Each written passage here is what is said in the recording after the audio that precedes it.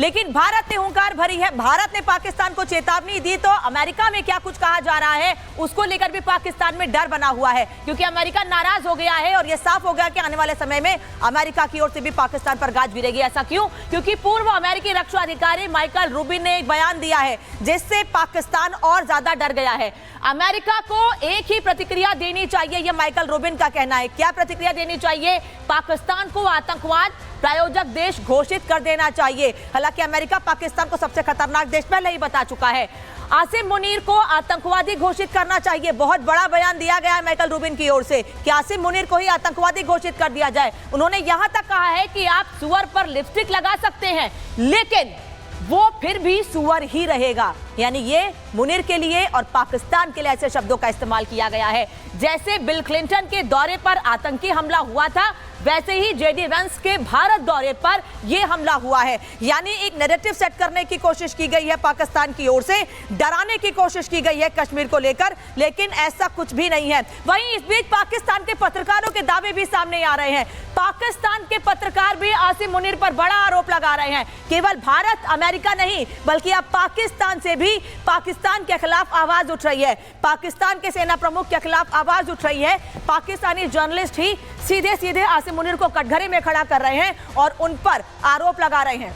पाक जर्नलिस्ट ने आसिम मुनीर को लेकर बड़ा दावा किया है। क्या कहा गया है, पत्रकार ने कैसे आसिम मुनीर की सच्चाई बताई है, ये आपको बता देती हूं। पाकिस्तानी पत्रकार ने बड़ा दावा किया है। उन्होंने ट्वीट करके आसिम मुनीर पर आरोप लगाया है कि पहलगाम हमला पहले मुनीर के कहने पर हुआ है। यानी पहलगाम में जो आतंकी हमला हुआ है, लोग मारे गए हैं, उसके पीछे सिर्फ और सिर्फ आसिम मुनीर, पाकिस्तानी सेना के प्रमुख का हाथ है।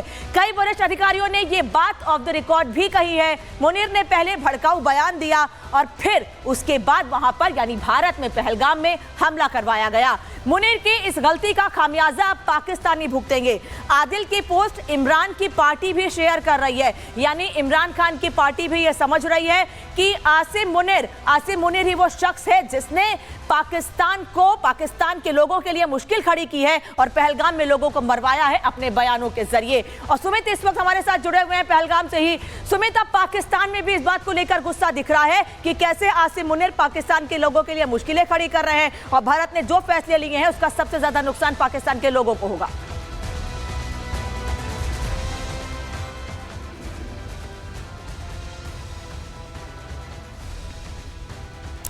सुमित की आवाज नहीं आ रही है। जतिन, इस सवाल का जवाब आपसे लूंगी क्योंकि जो कुछ मैंने अभी दिखाया है पाकिस्तानी पत्रकार का दावा, उससे पाकिस्तान के सेना प्रमुख की पोल खोल दी है। बिल्कुल, देखिए, पाकिस्तान के लोग भी इस बात को जानते हैं कि अगर कश्मीर में कहीं से घुसपैठ होता है और उसके पीछे पाकिस्तान ऑक्यूपाइड कश्मीर का कितना बड़ा रोल है। सर्जिकल स्ट्राइक जब पीओके में की गई तो कितने लॉन्च पैड तबाह किए भारतीय एजेंसियों ने, हमारे वायुसेना ने, वो सबको पता है। और कहीं ना कहीं हम अक्सर देखते हैं कि चाहे वेपन की तस्करी हो, ड्रग तस्करी हो, बड़ी संख्या में पीओके का इस्तेमाल पाकिस्तान करता है और उसके पीछे बैक कौन कर रहा है? बैक कर रहा है आईएसआई। क्या अपने मन से सब करेगा? पाकिस्तान आर्मी का रोल कितना बड़ा है और वो पाकिस्तान के लोग भी इस बात को लेकर जानते हैं और यही तमाम सबूत है। और इन्हीं सब सबूतों के आधार पर ही भारत सरकार ने पाकिस्तान के ऊपर तमाम सैंक्शंस लगाए। इन्हीं सब सबूतों के आधार पर ही तमाम राजदूतों को दिल्ली बुलाया गया और उनके सामने एक लंबी फहरिस्त सबूतों की जो है वो पेश की गई। ये वो सबूत है जो कि पाकिस्तान की पूरी एक तरीके से कॉन्स्पिरेसी को पर्दाफाश करते हैं। यह भी जानकारी दी गई है कि लश्कर तोयबा का कितना बड़ा रोल है। पाकिस्तान आईएसआई के साथ मिलकर लश्कर तोयबा किस तरीके से भारत में आतंकी गतिविधियों को अंजाम देता है, खास तौर पर खाड़ी का देश। आप इंपॉर्टेंस इस आतंकी हमले की इस लिहाज से भी समझ सकते हैं क्योंकि अमरनाथ यात्रा बहुत जल्द शुरू होने वाली है। क्या पर्यटकों को टारगेट करके ये भय पैदा करने की कोशिश की अगर आप किसी यात्रा पर निकलेंगे तो आपके ऊपर भी आतंकी हमला जो है वो हो सकता है? इस तरीके के मैसेज सर्कुलेट करने की कोशिश, इस तरीके के कयास लगाए जा रहे हैं। यही कारण है कि ग्राउंड पर चाहे वो सिक्योरिटी फोर्सेज हो, वो लगातार कश्मीर के आम लोगों से बात कर रहे हैं, एक भरोसा कायम करने की कोशिश की जा रही है। और कश्मीर के कितने भी लोगों से आप बात कर लीजिए, हर कोई इस आतंकी हमले की आलोचना करता हुआ नजर आ रहा है। लोग यही तक कह रहे हैं कि उन्होंने घर पे खाना नहीं बनाया क्योंकि सीधा असर पड़ता है। सीधा असर, बिल्कुल सीधा असर पड़ा है। पर्यटक नहीं आएंगे तो कश्मीर की आर्थिक स्थिति पर भी असर पड़ेगा। वो आर्थिक स्थिति जो है। एक और बड़ी खबर बता दें, भारत के एक्शन के बाद पाकिस्तान की गिदड़ भपकी सामने आई है। पाकिस्तान कुछ तो कर नहीं सकता है तो गिदड़ भपकी दे रहा है। भारत ने एक तरफ एक्शन लिया है तो पाकिस्तान ने कहा है कि शिमला समझौते से पीछे हट जाएंगे। शिमला समझौते से पीछे हटने की धमकी दी गई है। भारत के एक्शन के बाद पाकिस्तान की गिदड़ भपकी सामने आई है और शिमला समझौते से पीछे हटने की धमकी दे रहे हैं। शिमला समझौते से पीछे हट जाएंगे ये कह रहे हैं पाकिस्तान के हुक्मरान। ये धमकी दी जा रही है, ये धमकी दी जा रही है। हालांकि भारत पर इसका कोई असर नहीं पड़ने वाला है क्योंकि भारत को जो करना है वो कर चुका है और आगे क्या करना है उसकी बड़ी तैयारी की जा रही है। तो पाकिस्तान की इस गिदड़ भपकी का भारत पर फिलहाल कोई असर नहीं पड़ने वाला है क्योंकि भारत ने कल सीसीएस की बैठक में पाकिस्तान पर 5 बड़े प्रतिबंध लगाए हैं। पाकिस्तान की मुश्किलें बढ़ी हैं इससे और उसके बाद पाकिस्तान ने गिदड़ भपकी दी है कि वो शिमला समझौता ही खत्म कर देंगे, लेकिन भारत पर इसका कोई असर नहीं पड़ने वाला है। लेकिन इन सब के बीच कैसे लगातार पाकिस्तान की ओर से सफाई सामने आ रही है ये भी आपको बता देती हूं क्योंकि खौफ में आ गया है पाकिस्तान और लगातार खुद को साबित करने के लिए कि उसने कुछ नहीं किया है एक एक बयान सामने आ रहे हैं। पहले सैफुल्लाह को मैदान में उतारा, उसके बाद अब पीओके के प्रधानमंत्री की ओर से भी बयान सामने आया। अनवरुल हक क्या कह रहे हैं ये आपको बताऊंगी। आसिम मुनीर अपने ही देश में घिर गए हैं क्योंकि आसिम मुनीर पर वहां के पत्रकार सवाल खड़े कर रहे हैं, वहीं दूसरी ओर वो ऐसे लोगों को मैदान में उतार रहे हैं जो उनको उनकी बैकिंग कर रहे हैं, उनको बचाने की कोशिश कर रहे हैं। मुनीर ने नैरेटिव वाला खेल शुरू कर दिया है, यानी उन लोगों को मैदान में उतार दिया है जो सिर्फ और सिर्फ आसिम मुनीर के कहने पर चलते हैं और पाकिस्तान को बचा रहे हैं। वो सभी लोग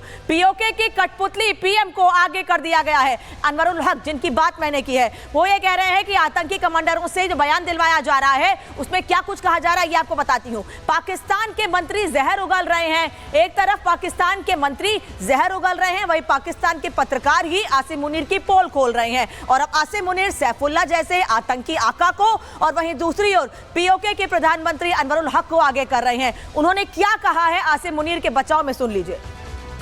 तुम बलूचिस्तान में पाकिस्तानियों के खून से होली खेलोगे, इसकी कीमत तुम्हें दिल्ली से लेकर मकबूजा कश्मीर के अंदर तक अदा करनी पड़ेगी। देखिए वहाँ ये जो एक जिसने मीडिया के मुताबिक इसको जो ओन किया है, जो थी रेजिस्टेंस जो है जो उनकी फोर्स है जी, रॉयटर्स के मुताबिक कश्मीर रेजिस्टेंस ने किया जी टीआरएफ। तो बात यह है कि अगर उन्होंने किया तो उसमें तो हमारा कोई लेना देना नहीं है। जब ये वाकया होने के बाद उन्होंने कल से पूरी की पूरी ब्लेम गेम जो है माजी की तरह पाकिस्तान की तरफ धकेलने की कोशिश की। ये बहुत ही यानी नॉन सीरियस गैर संजीदा अप्रोच है। आप देखेंगे कि जो पाकिस्तान के मफाद में होगा और जो एक गयूर कौम से एक्सपेक्ट किया जाता है उसी तरह इसका जवाब दिया जाएगा इंशाअल्लाह। वैसे पाकिस्तान से चाहे जैसे भी इस तरह के बयान दिया जाए, जितने लोगों से ऐसे बयान दिए जाए, एक बात तो साफ है कि पाकिस्तान से ही निर्देश दिया गया था जिसके बाद पहलगाम में नरसंहार हुआ है, कई लोगों की जान ली गई है। ऐसा क्यों ये भी बता दूं आपको। पहलगाम हमले की साजिश को लेकर बहुत बड़ा खुलासा हुआ है, भारत के पास इसके बाकायदा सबूत भी हैं। पाकिस्तानी सेना और आईएसआई के इशारे पर यह पूरा हमला हुआ है। लश्कर तैयबा और जैश ए मोहम्मद ने इसकी साजिश रची है और उसे एप्लीकेबल किया गया है। छोटे छोटे हिट स्क्वाड का इस्तेमाल करके यह हमला किया गया है। हमले को अंजाम देने के पीछे लश्कर का मुखौटा टीआरएफ है। टीआरएफ का हिट स्क्वाड और फाल्कर स्क्वाड हमलों में माहिर है और इसीलिए हमले में उनका इस्तेमाल किया गया है। इन स्क्वाड के आतंकियों के पास आधुनिक हथियार होते हैं, इसलिए AK-47 का इस्तेमाल यहां पहलगाम में हमले के लिए किया गया है। इन आतंकियों को टारगेट किलिंग के लिए तैयार किया गया है और इसीलिए इन्होंने एक एक करके लोगों से धर्म पूछकर उन पर हमले किए हैं। जंगली और ऊंचे इलाकों में छिपने के लिए ट्रेन किया गया है, इसीलिए ये बैसरन घाटी के पीछे वहां जंगलों में भागते फिर रहे हैं, लेकिन इनको पकड़ने के लिए लगातार सर्च ऑपरेशन चलाया जा रहा है। ये स्क्वाड हिट एंड रन की प्लानिंग पर काम करते हैं और इसीलिए इन्होंने लोगों को मारा और उसके बाद वहां से भाग निकले हैं। लेकिन एक बात तो साफ है, जिस तरह से सर्च ऑपरेशन चलाया जा रहा है, दिन रात खराब मौसम में भी लगातार सर्च ऑपरेशन जारी है, उससे एक बात तो साफ है, आतंकी जल्दी पकड़े जाएंगे। ओवरग्राउंड वर्कर्स के साथ हम लोग को यह अंजाम देते हैं और उसके बाद बड़े आराम से फरार हो जाते हैं। और एक और बड़ी खबर इस बीच आपको बता दें, क्योंकि लगातार अपडेट भारत के पास सामने आ रहा है। अटारी वाघा बॉर्डर पर सन्नाटा पसरा हुआ है। भारत ने अटारी वाघा बॉर्डर को पूरी तरीके से बंद कर दिया है। अटारी वाघा बॉर्डर को बंद कर दिया गया है, सन्नाटा पसरा हुआ है। बता दें आपको, अटारी वाघा बॉर्डर पर सन्नाटा पसरा हुआ है, पूरी तरीके से इसको बंद कर दिया गया है।